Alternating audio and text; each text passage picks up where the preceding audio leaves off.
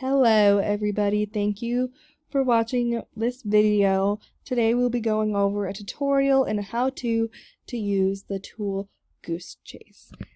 GooseChase is a online photo scavenger hunt that you can use inside or outside of your classroom to help create any lesson to be more engaging or more unique. So let's go over to the terms of services real quick, as this tool is not a part of the approved Poudre School District educational tools, and I just wanted to highlight that the reason why it's not is because the individuals you can use it are supposed to be over the age of 13.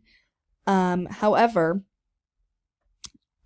for students who are under the designated age, you just have to do a couple things as an educator, as in the mobile devices are supposed to be provided by you, so the students are supposed to use a school iPad or school Chromebook or whatever the school has to be used in this game, and that students are supposed to use generic accounts that are created by you, the teacher. So do not have your students make their own account if they are under the age of 13, and that no personal information will be uploaded onto the service about them, and that you have consent under the law. So after you get all of those things done, then your students are okay to use this wonderful tool, GooseChase. So GooseChase can be used very, very simply, and I will go through more of a tutorial.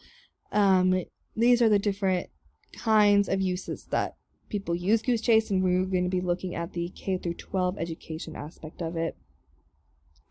You can do it for all different kinds of lessons, for field trips, for homework. It is so much fun, and you can go on the GooseChase website and scroll through all of the great tutorials and information that they have.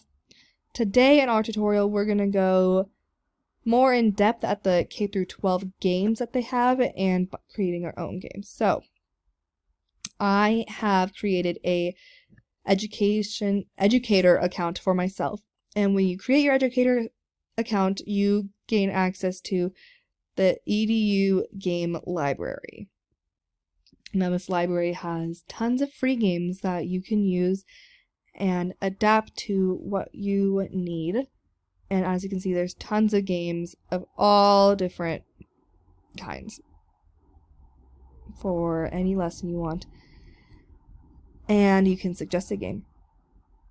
But today, I want to point out that you can filter the different kinds of games you're looking for by grade level, event type, subject, etc.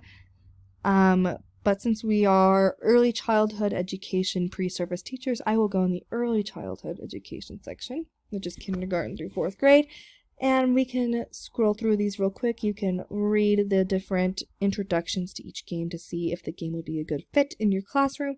And today I wanted to just point out this ABC at-home photo scavenger hunt. So to create a game, or to look at the game, you would click on it, and you can look at the different missions or the different photos that the students have to take.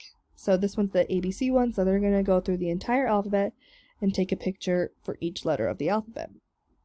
Now let's say in your classroom you talked about C for chair instead of can, and you want your students to find a chair. So you're going to make a copy to create the game how you want it.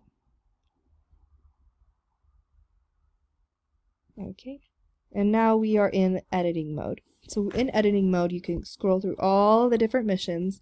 It goes through the whole alphabet and some bonus missions.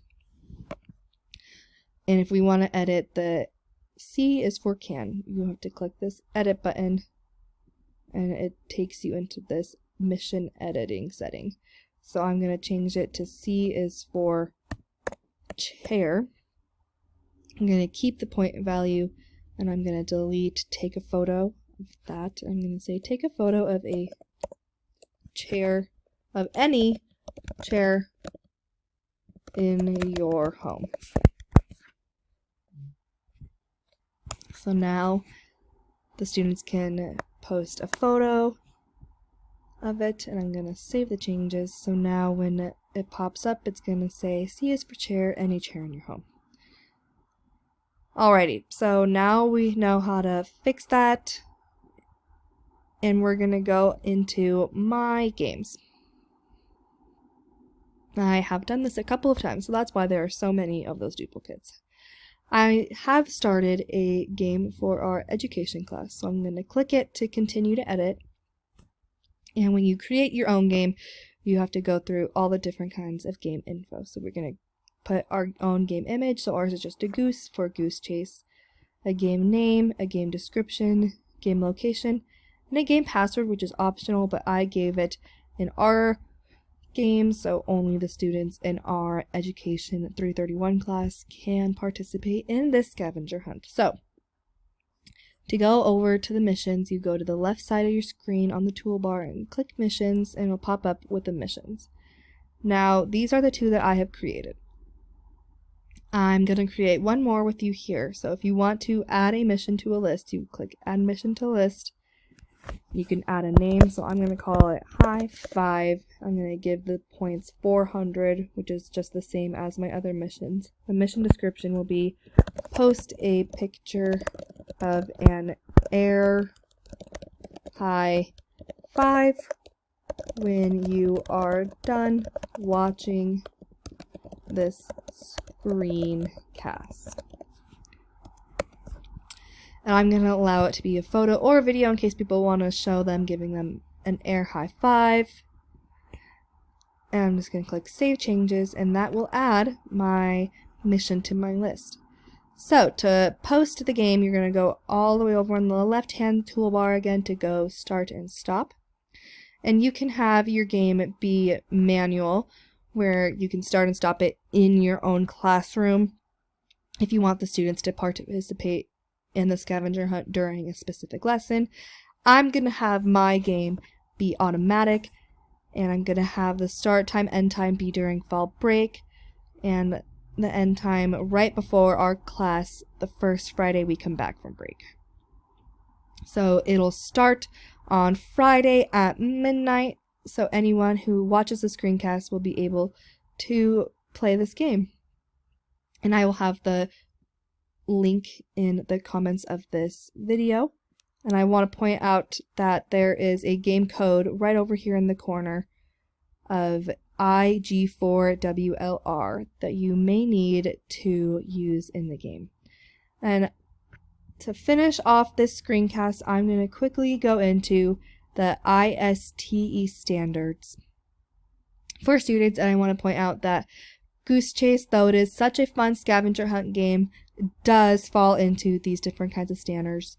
And I specifically want to point out the creative communicator for this tool, as students will communicate clearly and express themselves creatively for a variety of purposes using the platform of GooseChase. And it uses this standard as students will post pictures creatively around their house in any kind of way that the educator wants for the game. So that is all I have for our GooseChase tutorial. Please let me know if you have any further questions or comments.